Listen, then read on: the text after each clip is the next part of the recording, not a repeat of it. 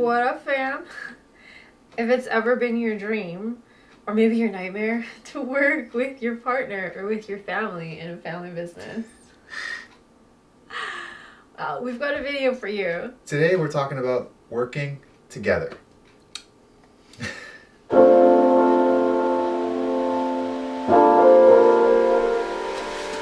So when I first started my business, I thought it would be like the best thing in the world to just like have, you know, my like Instagram husband.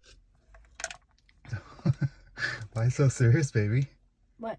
It was like the term at the time, and you know, have like work with my partner and have them, you know, do like the photography and filmography. And I met this guy, and he is a producer and like a sound engineer. And we do a whole bunch of like sound therapy stuff, which he was really into learning about. And I thought that this would be like the grandest lifestyle ever. You know, you're just like working with your partner and traveling and like making all this cool content and being creative and whatever. The reality is mixing work and family, or like, you know, business and like your partnership, it can get a little tricky.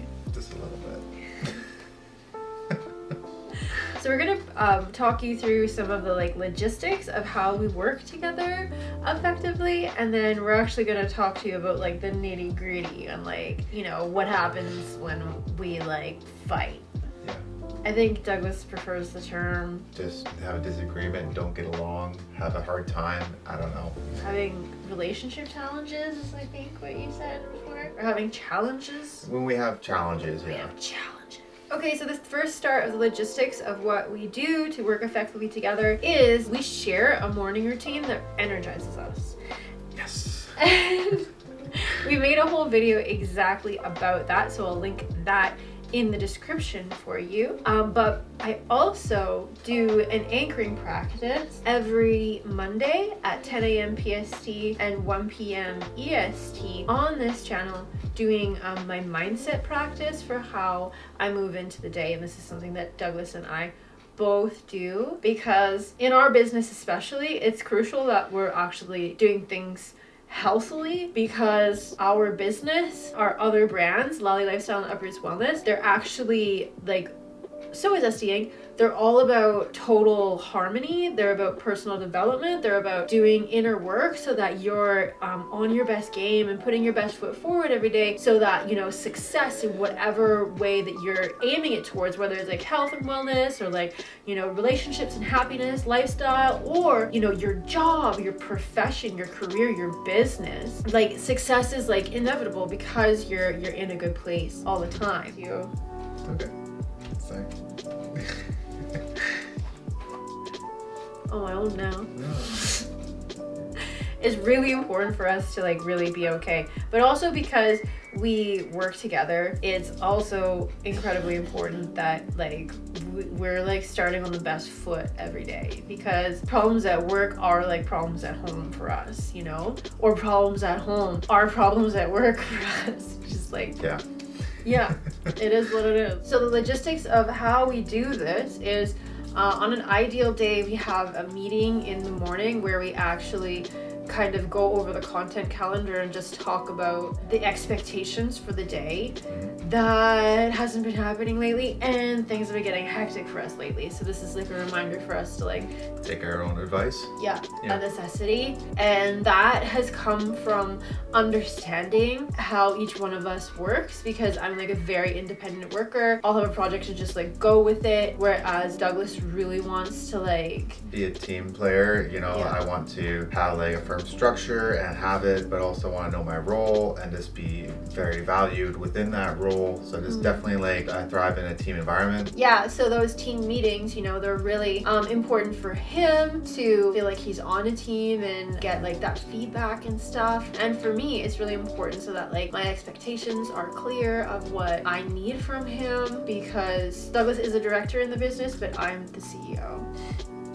So on top of having a pretty strict content calendar that we're always working kind of 2 weeks ahead on, we also time block and we day block. So we have time blocks throughout our day that we're doing certain tasks, and we actually have day blocks for the tasks that get done on certain days. So because we work together, it's really important that we both know that, like, you know, Wednesday is filming day. That's what we're both going to be doing, so that we can both like arrange our own tasks around these day blocks and these time blocks that each of us have. Another really important thing of the logistics of us working together is that we do food prep. If you don't do this, you should do this. Even if it's not work related, it helps your relationships so much and just like your daily life, and like it's just highly recommended. Yeah, so we have all of our meals for the days prepped out, and snacks as well. Lately we haven't been eating our snacks, which is unfortunate because we're starting to throw out our delicious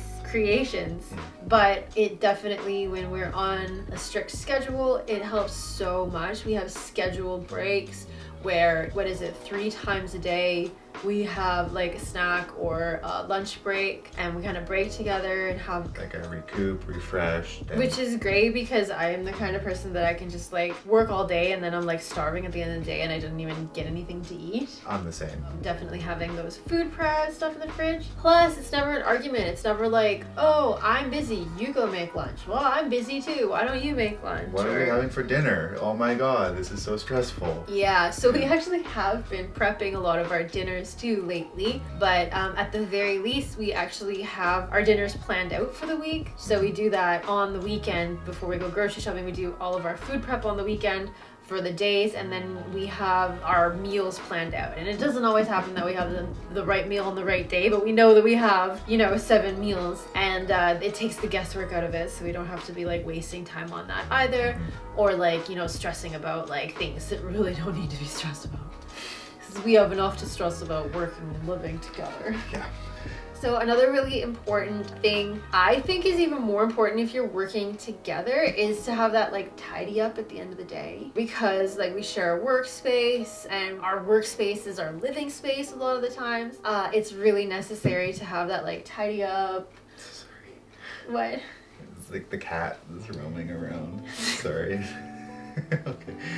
Work-life balance. Yeah. But yeah, so the tidy up ritual at the end of our day is really important. It also makes like a division between work day and like relaxation evening time. So yeah, that tidy up routine is definitely something that I really, really need to happen. Yes, to have like a clean space when you come in the next day, ready for your next plan of attack. Yeah, I love it just working on my own. There's nothing like showing up to like, a clean desk and everything is put away, and there's nothing like creating that division between like, work time and personal time. But like working together, there's nothing worse than like having crap around in your workspace and it's not yours and you didn't put it there, So like, definitely working together, you need that tidy up time. So now on to the more tricky part of working together. The most dangerous part of working together is when you have those, relationship challenges.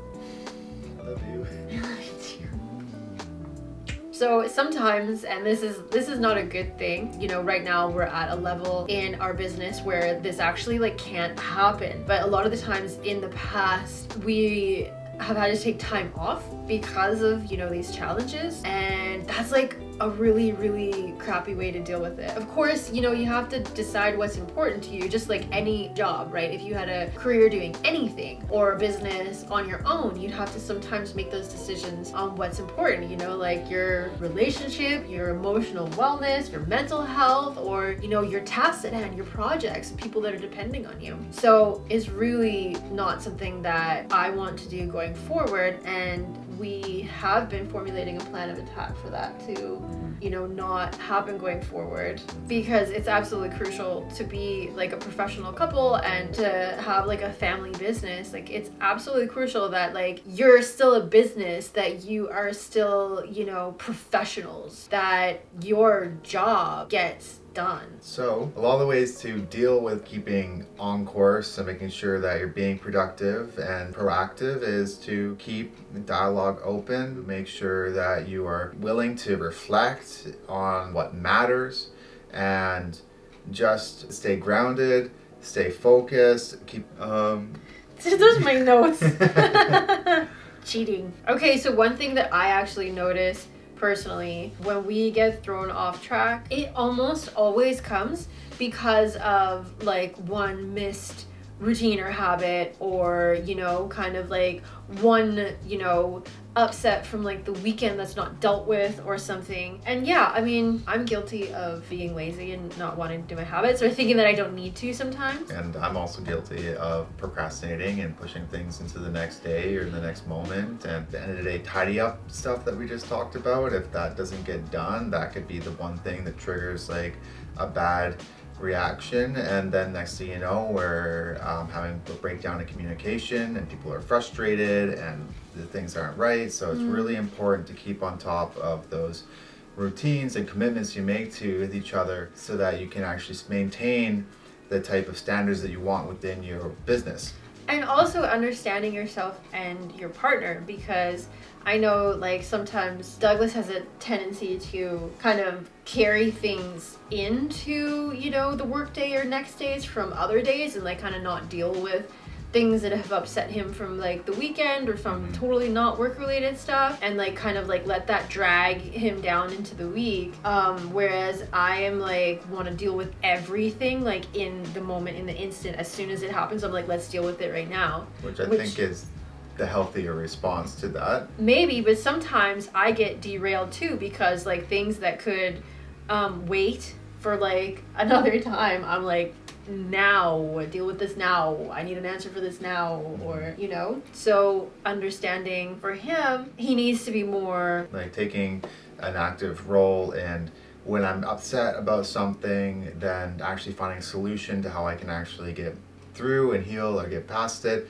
right away, and not waiting or procrastinating or letting it drag on. And you need to find some boundaries for to sometimes put things off, like till we're done work or whatever. Like I need to sometimes prioritize what matters most in the moment, getting like an answer for like my inquisitive mind that needs to know, or like getting my work done and doing my time blocking, having those boundaries around my time. In conclusion, the number one thing that prevents the kind of personal struggles interfering with your work relationship are, those team meetings, the processes, the scheduled work times. We have strict times where we're at work, and having clear expectations and boundaries, and understanding each person's like work style.